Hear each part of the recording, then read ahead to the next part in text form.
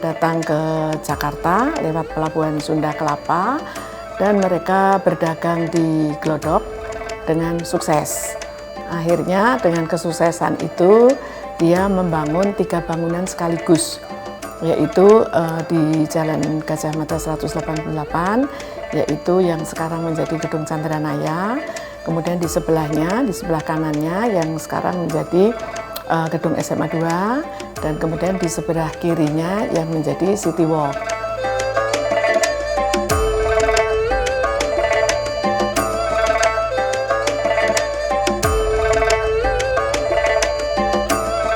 Mayor Ko Kim An itu adalah cucu dari Ko Tiang Sek, besar di Bogor, dan ketika dia besar dia tinggal di rumah kakeknya tersebut. Dan beliau sudah menjadi, ini eranya sudah berbeda ya, jadi dia sekolahnya di sekolah Belanda, dan kemudian dia karena kepandaiannya dalam berbahasa Belanda dan kepandaiannya dalam sekolah, dan juga dia berdagang dengan sangat hebat, maka oleh Belanda dia dijadikan kapitan yang kemudian meningkat menjadi mayor yang untuk mengendalikan masyarakat yang berada di sekitarnya. Dan kemudian Ko Kim An ini bersama beberapa temannya, antara lain Raja Gula dari Semarang, Oi Tiong Ham, dan juga dari Medan, Chong Avi, itu mendirikan sebuah bank yang bernama Javanese Bank. Nah, kemudian itu juga menjadi cikal bakal terjadinya Bank Indonesia.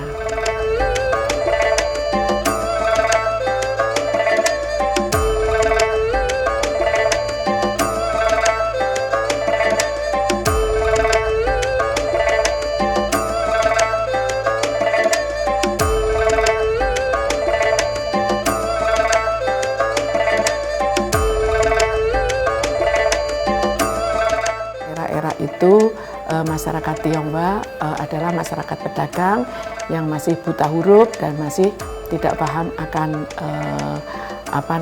pendidikan. Dan juga di situ ada poliklinik. Poliklinik itu adalah poliklinik gratis yang gunanya untuk mewadahi masyarakat Tionghoa, para pedagang yang kurang mampu, kalau ada yang sakit bisa datang ke situ.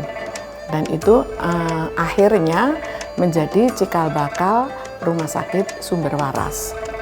Dan juga Universitas Tarumanegara itu cikal bakalnya didirikan di sana juga, di gedung itu juga, dengan didirikannya Sekolah Tinggi Ekonomi yang didirikan oleh beberapa orang yang berada pada yayasan tersebut. Tapi ini menjadi yayasan tersendiri begitu.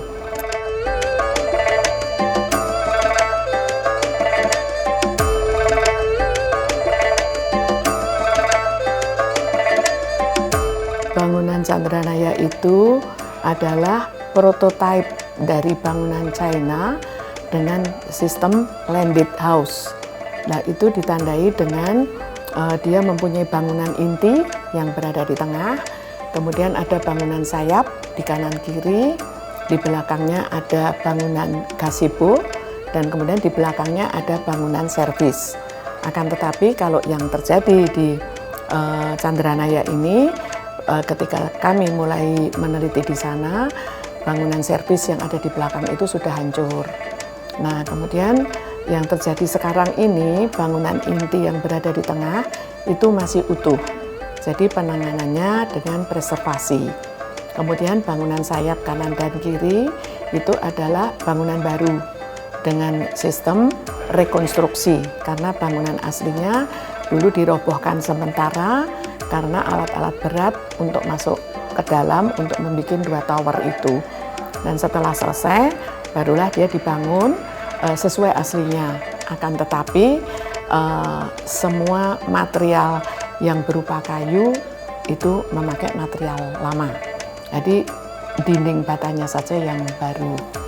Nah, kemudian kalau dari segi keasliannya, bangunan yang sekarang bangunan inti itu seluruhnya masih utuh, tidak diganti apapun. Jadi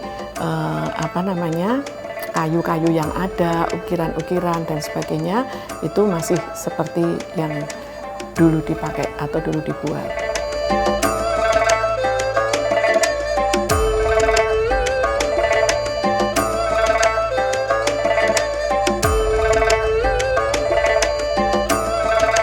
yang menjadi problem adalah tanah tersebut adalah bukan milik pemerintah.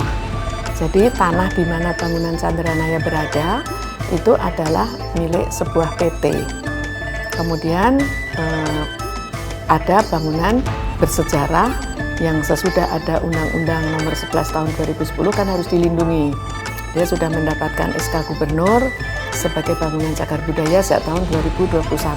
Kemudian land use-nya dia berada pada kawasan perdagangan, pada prime area. Sehingga pemilik lahan meminta izin untuk membangun bangunan mixed use yang berada pada lahan dia. Dan izin itu diterima oleh gubernur, jadi ada IMB-nya. Nah, yang menjadi problem adalah ketika membuat basement yang berada di depan, yang untuk hotel itu, itulah problem utamanya. Jadi basement itu tidak melesak ke dalam tanah semua, tetapi ada seminya yang naik di atas tanah 1,2 meter. Itulah yang menyebabkan bangunan Chandranaya menjadi terlihatnya tenggelam. Di dalamnya terlihat dikangkangi dengan bangunan-bangunan beton yang menyeramkan begitu. Jadi kami dari sisi pelestarian sangat menyayangkan itu. Tapi dari sisi pemilik lahan, dia punya hak.